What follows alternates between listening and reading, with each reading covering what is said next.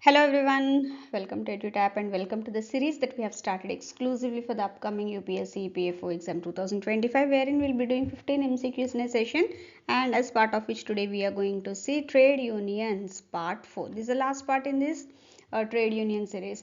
So why is this series important? See, when it comes to this series, especially we are focusing on the upcoming UPSC EPFO 2025 for both the post APFC के लिए भी and EO और AO के लिए भी, ठीक है. And if you look at the examination pattern 120 MCQs में से 15 plus MCQs they come from this topic only, that is labour laws and the industrial relations.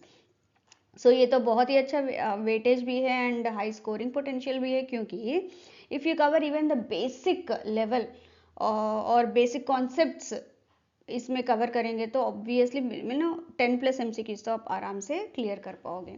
So with this you can understand the kind of importance that is associated with this particular topic.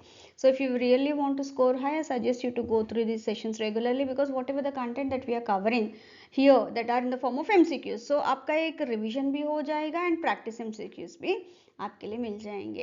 And moreover we are expecting the notification of UPSC EPFO 2025 very soon, so that would add value to, or this series will add value to your exam preparation.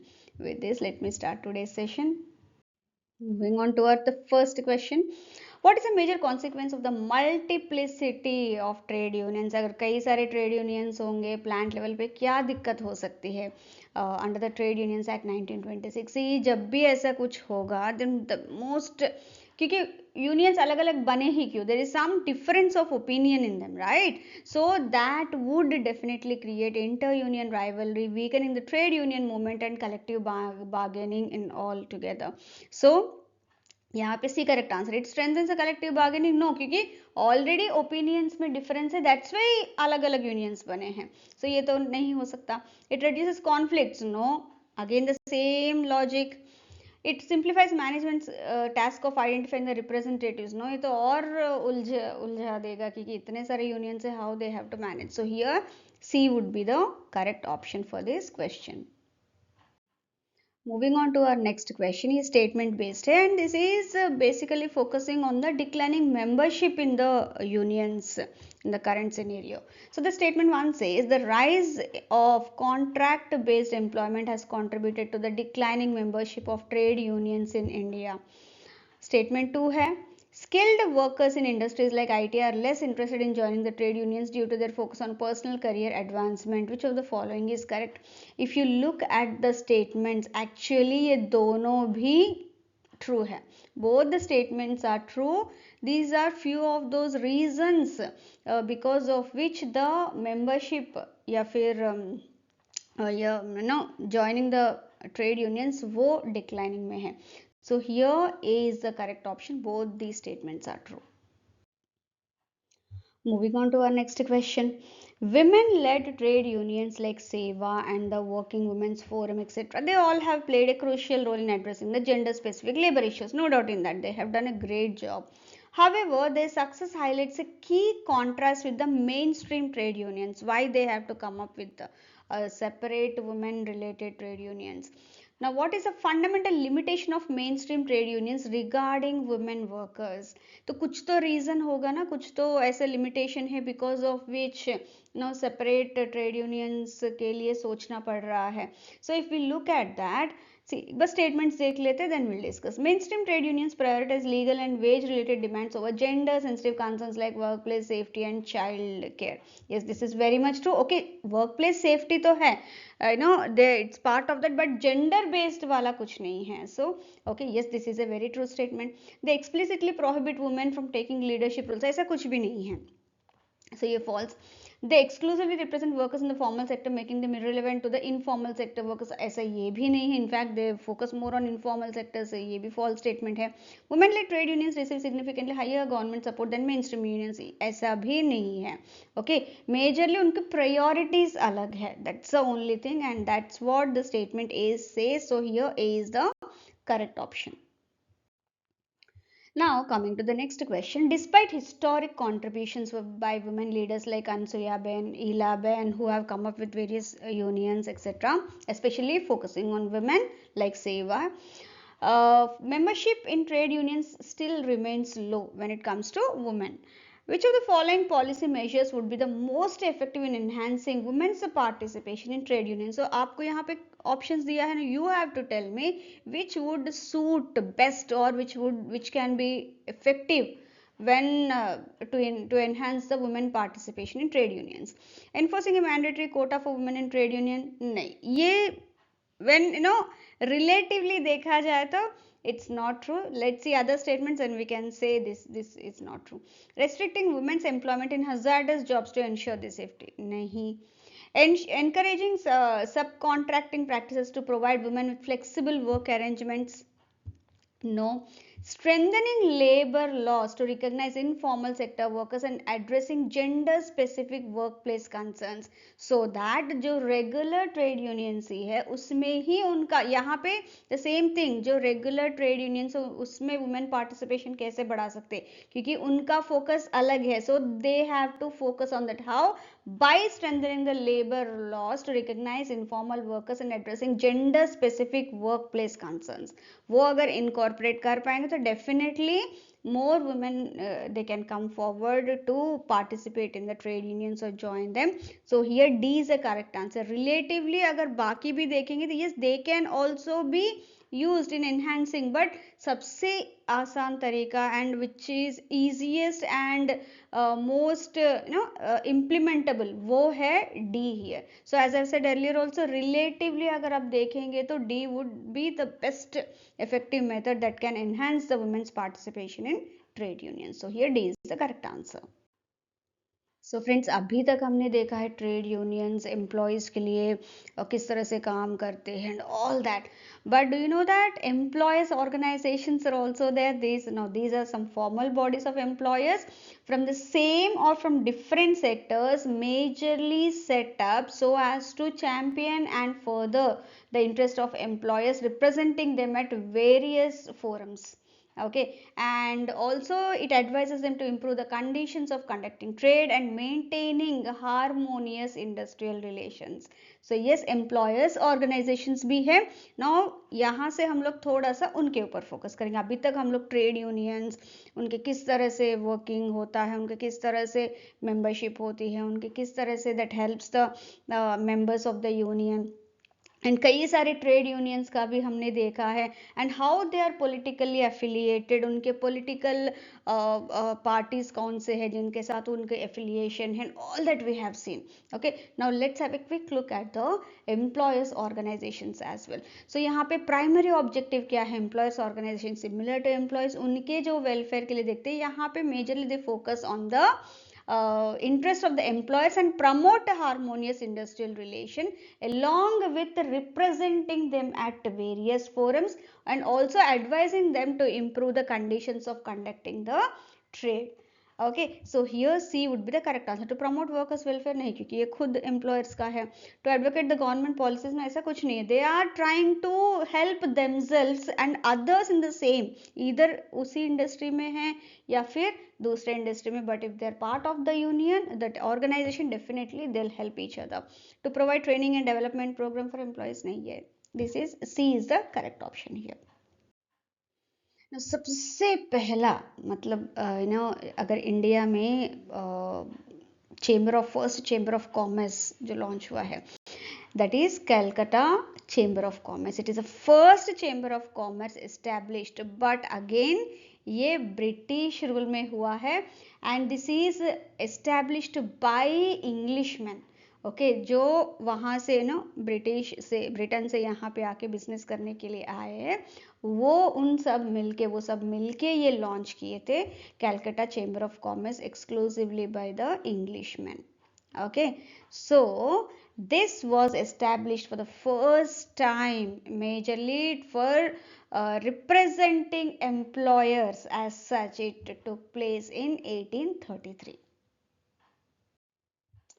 Kolkata Calcutta chamber of commerce हमने तो देखा है कि English man ने उस time पे 1833 में launch किया, तो उसके बाद first Indian chamber of commerce भी लॉन्च हुआ था. Where was the first Indian chamber of commerce? The native merchants chamber of Coconada was set up in 1885. वहां से 1833 में होने के बाद 1885 में पहली बार Indian merchants they have come together to launch एक एम्प्लॉयर्स चेंबर कॉमर्स ना कॉमर्स चेंबर ऑफ कॉमर्स उन्होंने लॉन्च किया, so as to help themselves in promoting the trade, in helping good practices in the trade and all that. So ये हुआ था actually Coconada. Now it's a port, actually वहाँ port है Kakinada. It's Kakinada that is in Andhra Pradesh. ये first you can say as the first Indian chamber of commerce launched by the Indian businessmen themselves. So here it is the correct answer is C. Now coming to the next question, the historical evolution of employers representation in India reflects a shifting economic and political landscape. Which of the following best explains the significance of the formation of the Council of Indian Employers? Now when we talk about the Council of Indian Employers, it is an umbrella organization for Indian employers. It was formed when the Employers Federation of India, it was established in 1933. It was amalgamated with the All India Organization of Employees AIOE. So एक तो EFI okay plus AIOE All India organisation of employers, ये दोनों मिलने के बाद council of Indian employers developed हुआ in 1956 and it focuses on it unified major employer organizations consolidating their influence in labor negotiations and policy making. Okay, so ये सबसे when we look at this the significance of formation, this it has worked a lot on this. It marked the first instance of employer representation. और पहले ही था, now they have वो दोनों मिलके और strong हो गए हैं.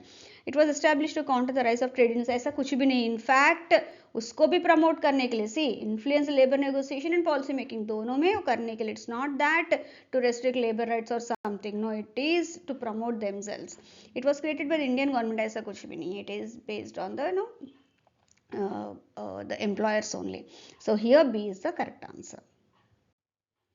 The Associated Chambers of Commerce and Industry of India, ASSOCHAM, is a key industry body representing businesses across sectors.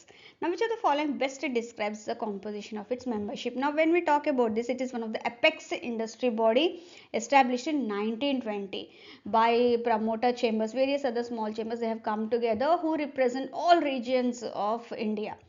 छोटे-छोटे chambers, they all have come together.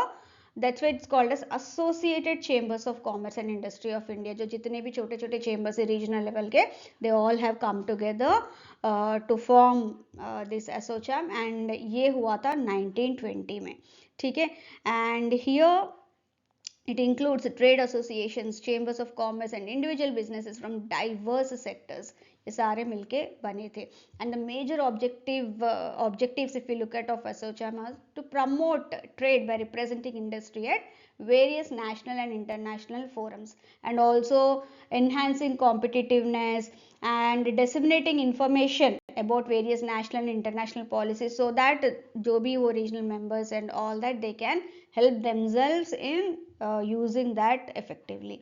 So here B is the correct answer when it comes to ASSOCHAM, which was launched in 1920.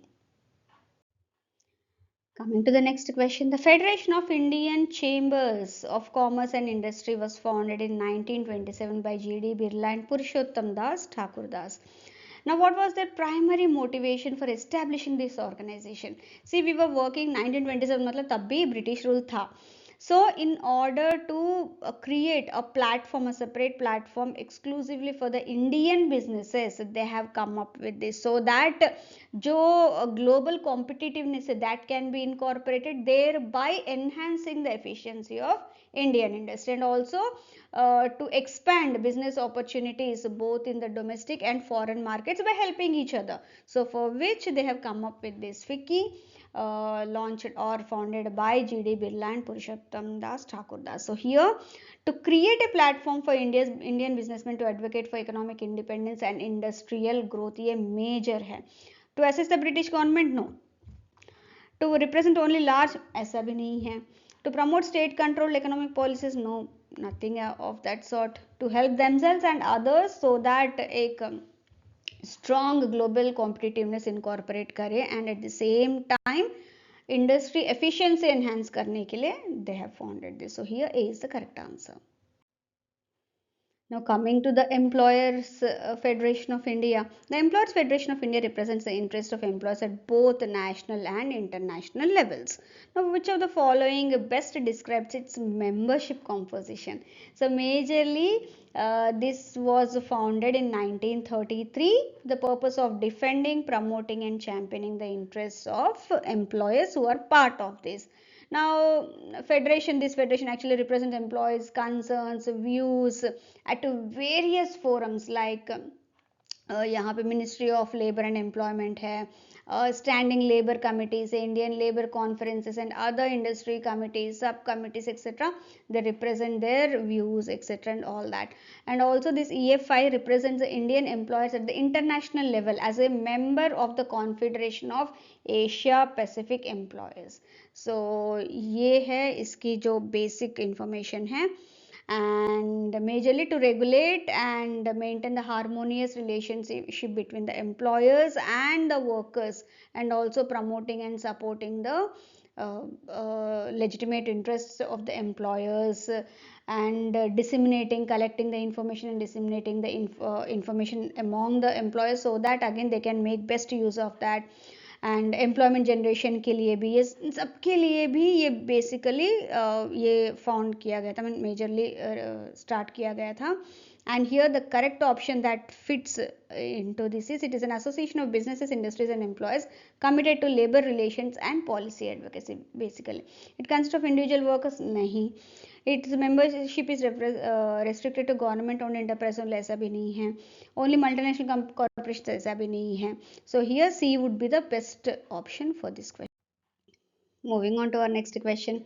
NASSCOM was established in 1988. Okay, again with the objective of facilitating and promoting trade in a particular group. मैं वो बोलूँगी तो then you can answer it easily.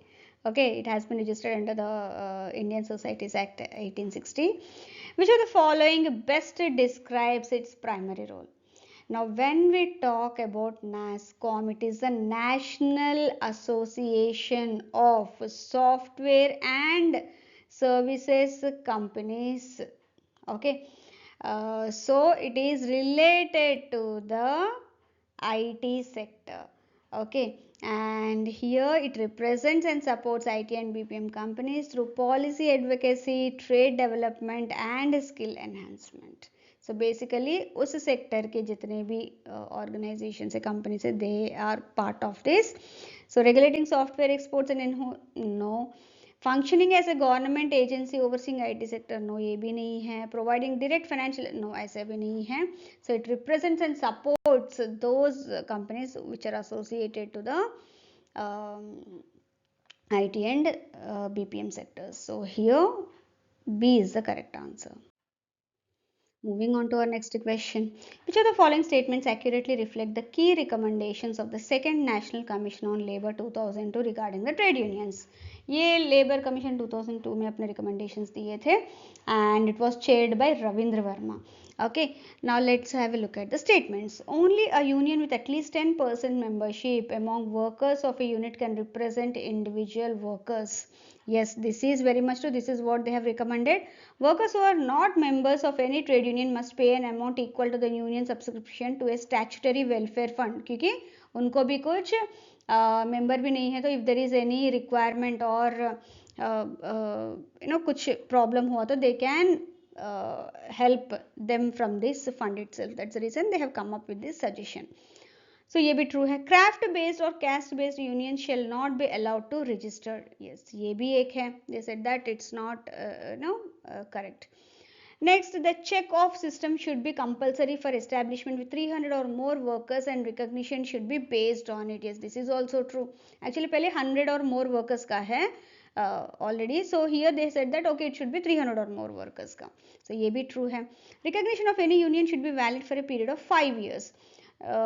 अभी 3 years का है, 2 years का है recognition, sorry 2 years का है. Now they said that as part of it 4 years का है. So that's not 5 years, they said they have recommended it for 4 years.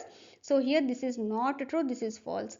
The chief labor commissioner central should verify union membership for representation in the national and international forums. Yes, that's very much true. ये already हो भी रहा है. So here only statements 1, 2, 3, 4 and 6 are correct. So A is the correct answer here. So friends, hope you have liked this session. Before winding up the session, I have a small announcement. EduTap ने अभी कुछ courses launch किए हैं exclusively for all those students who are targeting the upcoming UPSC EPFO exam for both APFC and EO 2025. So let's have a quick look at the courses. So first one है master course. ये उन बच्चों के लिए है जो अभी बिल्कुल preparation अपना start कर रहे हैं and they are looking at some one point source of information or content. So here in this course all the subjects का content आपको provide किया जाएगा in the form of PDFs,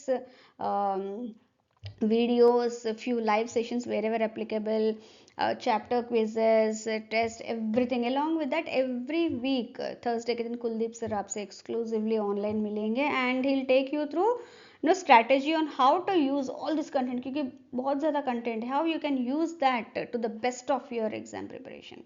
Okay, so ये हो गया एक. नेक्स्ट आता है टेस्ट सीरीज प्लस. ये उन बच्चों के लिए बहुत बेनिफिशियल रहेगा जो कई बार ऐसा होता है ना कि पूरा कोर्स नहीं चाहिए, बस कुछ सब्जेक्ट्स ही चाहिए उनको and exclusively and along with that कुछ practice questions and all that. ये उनके लिए है exclusively. Okay, and test series ये उन बच्चों के लिए है जो पूरा प्रिपरेशन अपनी तरफ से कर लिया है but now they are looking out for some practice MCQs और to have a real exam field type का mock test and all that test series. ये उनके लिए बेनिफिशियल रहेगा. So if you have any doubt you can always reach out to any of the team members and all the details have been already provided in the description box. और अपना जो भी doubts you can get that clarified and look forward to take an informed decision associated with purchasing any of the courses. Okay, I hope you like this session. Thank you very much for being with me so patiently. Thanks a lot. See you all in the next session very soon. All the best.